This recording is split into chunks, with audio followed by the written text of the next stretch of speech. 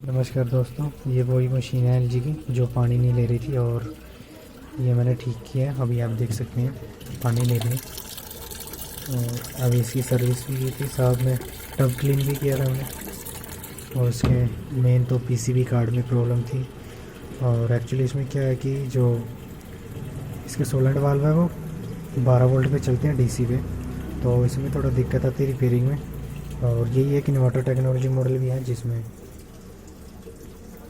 ना हम तो हाथ लगाते हैं उनको, ये जो इस मॉडल को हाथ लगाते हैं। इसमें सबसे बड़ी फैसिलिटी ये है कि इसमें वाटर सिलेक्शन का, हीट टेम्परेचर का, वाटर लेवल का और 3 ऑप्शन अलग अलग है एक से।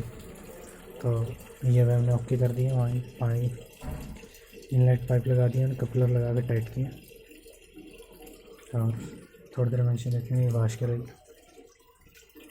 थोड़ा वेट करना पड़ेगा, मैं वीडियो रोक रहा हूँ, उसके बाद जब वॉश करेगी मैं आपको बताऊँ।